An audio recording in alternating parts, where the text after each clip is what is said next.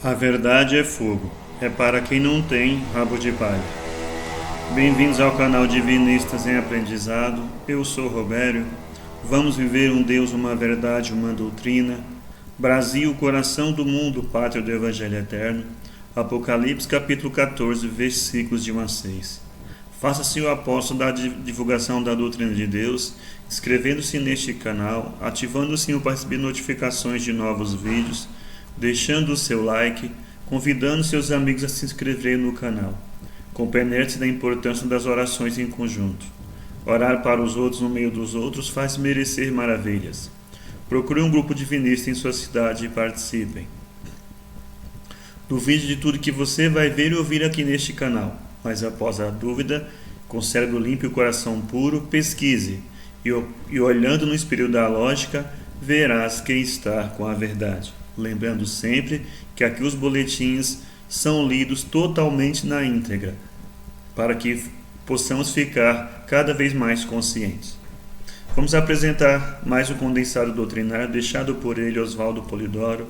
Deus em Deus, como não poderia deixar de ser, são verdades divinas expostas e entregue a nós, os teus filhos. Faremos alguns comentários e a seguir faremos a leitura do mesmo. O boletim versa sobre as hipocrisias, ou, como Jesus sempre falou, guardai-vos do fermento dos fariseus, que é a hipocrisia. E no meio dito religioso, é a hipocrisia que comanda o espetáculo. Porque este é o fermento que usa para multiplicar seus seguidores. Não vivem o que falam, mas vendem o que não pode entregar, que é a salvação. Quando o problema do espírito não é salvação, é sim de desabrochamento das latentes virtudes divinas que nós temos, para voltarmos a ser em Deus o quanto antes, com menos dor e sofrimento. A cada tempo, Deus envia ensinos e pede contas. Quando Jesus veio, ele focou na fé. Se quando voltasse de novo, haveria fé. Mas, havendo a corrupção doutrinária em 313, com a besta 666, que é a Igreja Católica, teve de ter a restauração do que Deus entregou através de Moisés e Jesus.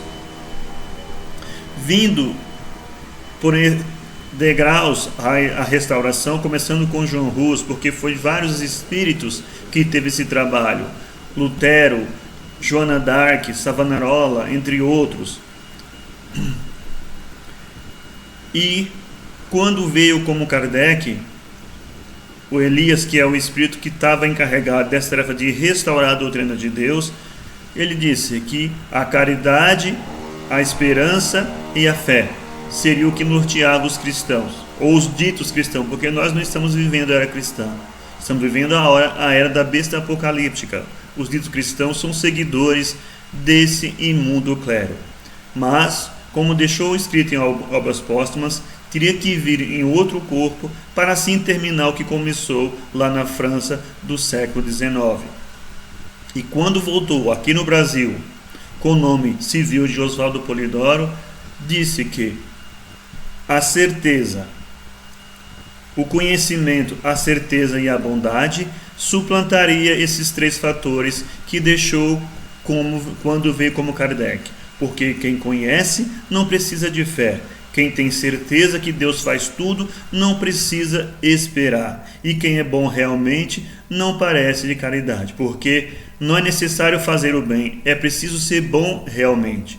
Vamos aprender com Deus, vamos com a leitura do boletim. Oração ao princípio sagrado. Sagrado princípio do universo, divina causa de todos os efeitos. Infinitos são os vossos poderes, integral a vossa ciência. Dai-me o poder de refletir a vossa divina vontade. Concedei-me, Pai divino, a delegação de ter poder sobre os espíritos malévolos. Envolvei-me ao poder infinito em vossas graças e virtudes, para que minha vontade seja um reflexo de vossa divina justiça. Fazei de mim, Senhor absoluto, um veículo de vosso infinito amor para aqueles que o merecerem. Graças ao Senhor Sagrado Princípio, gratidão, Pai Divino, por mais essa oportunidade de trabalho, Gratidão por toda a corte celeste, abaixo do Senhor Jesus, Mãe Maria, Sócrates, Gandhi, entre outros. Gratidão ao nosso atual diretor planetário, João, o Evangelista, que comanda os trabalhos de transição de uma para outra era, que terá início em meados de 2050, 2060, o período chamado Um Novo Céu, Uma Nova Terra no Apocalipse. Gratidão a legião chefiada por nosso querido irmão Bezerra de Menezes, são legiões médicas. A legião chefiada por nossa querida irmã Maria Madalena, que socorre nos lugares de pranto e ranger dos dentes, nas residências, sobrecrostas, umbrais, recolhendo irmãos para posterior encaminhamento. E as legiões que mantêm a disciplina e a ordem no planeta são as legiões de soldados romanos, pretos velhos, baianos, hindus, marinheiros, boiadeiros, os ciganos, os guardiões, as floristas e as crianças, entre outros. Que Deus abençoe, que Deus pague a todos. Vamos à leitura do boletim. Qual é, das hipocrisias, a maior? O feitiço da caridade, Eugênio Butz, TV, Tempo de TV. As campanhas filantrópicas se aproveitam dos miseráveis para comover os caridosos, deslumbrados consigo mesmos. Como sempre, as festas de fim de ano se cercam de uma etiqueta caridosa. De repente, o chique é encenar uma pose de desprendimento e até de prodigalidade. Na temporada do Natal, dar é mais importante do que receber. É assim que o espírito do Papai Noel toma conta da programação da TV e perdura por reverbação até se apagarem os fogos do Réveillon. São shows de confraternização, jogos de futebol beneficentes, gente chorando, astros fungando, duplas sertanejas cantando de mãos dadas e, principalmente, muita publicidade conduída pedindo dinheiro para as causas humanitárias. Ótimo que existam as campanhas granjeando fundos para ajudar os pobres. Ótimo que elas funcionem no final da linha. Um desgraçado terá encontrado auxílio, remédio e agasalho, e o mundo terá ficado um pouco menos selvagem, ainda que momentaneamente. Mas há um problema, sempre há, na crescente propaganda da caridade. O problema é que ela não rompe com o egoísmo, mas, paradoxalmente, tende a reforçá-lo. Nesse sentido, é deseducativa. O telespectador é instado a doar seus trocados, menos pelos benefícios que proporcionará aos outros, e mais pelos prazeres que experimentará ao fazer a doação. A caridade deixa de ter o sentido de repartir o que se tem com quem nada tem para tornar-se mecanismo obscuro de comprar sensações. Abre aspas. Você vai se sentir maior e melhor. Promete um anúncio de uma obra filantrópica. Portanto, doe e goze, sai barato. É claro, não foi a publicidade TV que inventou a perversão invertida que há no gesto de quem dá migalhas aos fracos. Ela apenas encontrou aí sua via de convencimento e mais exatamente de sedução. Doar para ter prazer, longe de ser um modo de amar o próximo, institucionaliza-se com um recurso permitido para cultivar o narcisismo. O mesmo narcisismo que há em ter um carro importado que o outro não tem, a gravata que o outro não tem, o cartão de crédito que o outro não tem. Mas a perversão não fica só nisso. Além de não tocar nas causas que fabricam as multidões de desvalidos, as campanhas de filantropia se aproveitam da imagem dos miseráveis para comover sua clientela de novos caridosos, deslumbrados consigo mesmos. Transformam os necessitados na cenografia de um grande feitiço, que é o exato oposto da fraternidade, pois a fraternidade é estar ao lado do outro como irmão, jamais como alguém superior que simplesmente entrega o que não lhe falta. Mas nisso também consiste o fetiche, em fazer parecer esmola o que deveria ser um direito, como mensagem de ano novo. Isso tudo é algo de medonho, fecha aspas. Publicação estreia da revista Veja, do dia 7 de janeiro de 1998. Mas até quando a hipocrisia comandará o religiosismo? 1. É o princípio ou Deus. 10. São os mandamentos, fora dos quais ninguém é decente. 77 são os textos bíblicos que ensinam sobre os dons do Espírito Santo, carismas ou mediunismo, que fazem existir a revelação perene, sempre instrutiva e consoladora. Por que, então, a estatística mundial, pela Unesco, anuncia que são mais de 1.193 as religiões, seitas e outras tantas roubalheiras, padrecristas e não padrequistas? Isso em 1998, imagine hoje no ano 2020. Eis o que Deus mandou vir de doutrina pura por Moisés, o que mais encarnações teve no planeta, justo aquilo que os imundos padrequismos e bastardos ismos sempre atraiçoaram.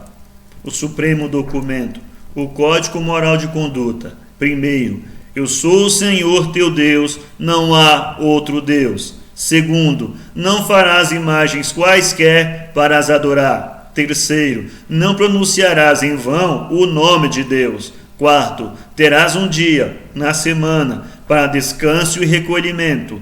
Quinto, honrarás pai e mãe. Sexto, não matarás. Sétimo, não cometerás adultério. Oitavo, não furtarás. Nono, não darás falso testemunho. Décimo, não desejarás o que é do teu próximo.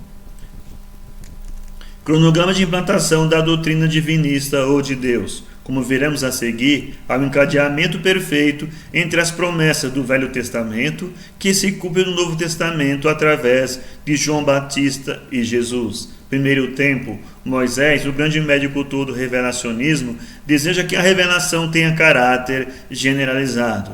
Quem dera que o Senhor desse o seu Espírito Santo e que toda a carne profetizasse. Números 11, 29. Segundo tempo, Deus promete a generalização da revelação para dias futuros. Derramarei o meu Espírito Santo sobre a tua semente e a minha bênção sobre a tua descendência. Isaías 44, 3. Derramarei o meu Espírito Santo sobre toda a carne, e vossos filhos e filhas profetizarão, vossos velhos terão sonhos, e vossos jovens terão visões. Joel 2, 28. Terceiro tempo, João Batista e Jesus, durante a encarnação, preparam o ambiente humano para que possa haver o cumprimento da promessa do Pai. Observem bem que promessas fizeram, que fenômenos mediúnicos produziram, tudo conforme as promessas do Velho Testamento. Deus não é de mortos, mas de vivos, porque aqueles que forem dignos da ressurreição serão como os anjos do céu. Mateus capítulo 22, 30. Como podemos ver, ressurreição quer dizer ressurreição quer dizer desencarnação. Quando desencarnaram, serão como os anjos do céu. Quarto tempo. Depois de tudo preparado durante a encarnação, Jesus é perseguido, insultado, preso, manietado, cuspido e esbofeteado, surrado com as arrogues de pontas de chumbo e crucificado. Foi o único, dentre os grandes mestres e iniciadores, que voltou como espírito para epilogar a tarefa messiânica. Observem bem o que aconteceu para a generalização do Consolador, a comunicabilidade dos anjos, espíritos ou almas, a realidade viva da doutrina do caminho, ficar no mundo. Porque para vós é a promessa, e para quantos estiverem longe, quantos o Senhor a si quiser chamar. Atos capítulo 2. Porque a um pelo Espírito Santo é dada a palavra de sabedoria, a outro de ciência, a outro a fé, a outro o dom de curar, a outra a produção de maravilhas, a outra a profecia, a outro discernimento dos espíritos, a outras línguas diversas e a outras interpretações. Primeira Epístola aos Coríntios capítulo 12. Caríssimos, não creais a todo espírito, mas provai se os espíritos são de Deus, porque muitos já foram os falsos profetas que se levantaram no mundo. Primeira Epístola de João, capítulo 4.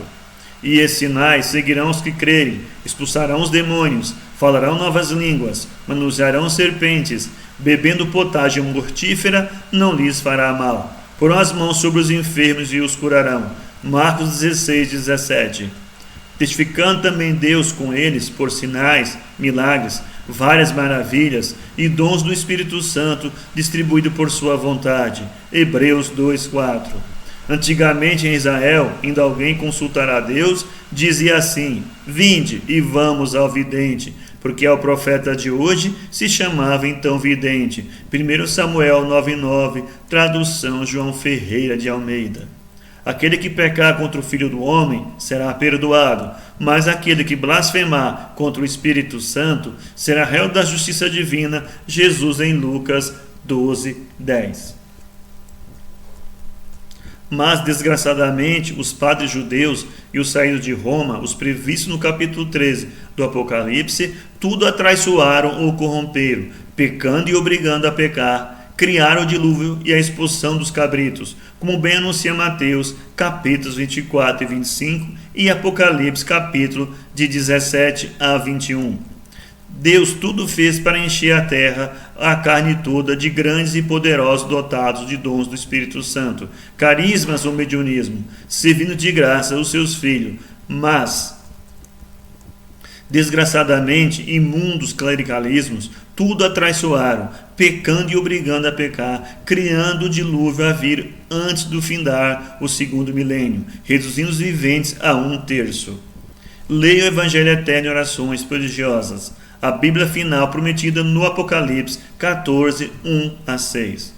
Nunca se esqueçam que dentre os santos fabricados, estúpidas e criminosamente, pelo padecrismo romano, muitos deles, para se redimirem de crimes inquisitoriais e outros, têm estado e outros ainda estão derramando sangue, suor e lágrimas nos canaviais, cafezais e laranjais do Brasil. A oração ao princípio sagrado já fizemos ao começo da leitura. Oração como pedir a Deus a graça do divino mediunismo. Sagrado princípio do universo, teu servo Moisés desejou as graças mediúnicas e os dons do Espírito Santo para toda a carne, por serem ela as fontes da plena revelação, a que adverte, ilustra e consola. Por teus servos prometestes a bênção do divino mediunismo, a fim de encher a humanidade de grandes ou poderosos videntes, para teus filhos terem verdadeiros e fiéis zeladores de teus sagrados ensinamentos. O teu servo Jesus, o divino modelo de como viver os teus 10 mandamentos, chama a graça do divino mediunismo de a luz do mundo e o sal da terra. Ele mesmo, Jesus, diz ser a graça do divino mediunismo, a graça de Deus, que tira a orfandade do mundo, da humanidade, a que livra da ignorância, do erro, das hipocrisias. Portanto, sagrado princípio do universo, apelamos no sentido de merecer graças e mais graças mediúnicas, principalmente a mais preciosa, a vidência em elevado potencial, a fim de podermos contribuir no trabalho de teus espíritos, para realizar a divina civilização apontada em Isaías, capítulo 11. Assim no boletim Oswaldo Polidoro, em sua última encarnação nesse planetinha. Agradecemos a todos que estão acompanhando no canal, com as leituras dos boletins publicados semanalmente. Que Deus abençoe, que Deus pague a todos. Fiquemos todos nas bênçãos divinas. Até a próxima leitura do boletim.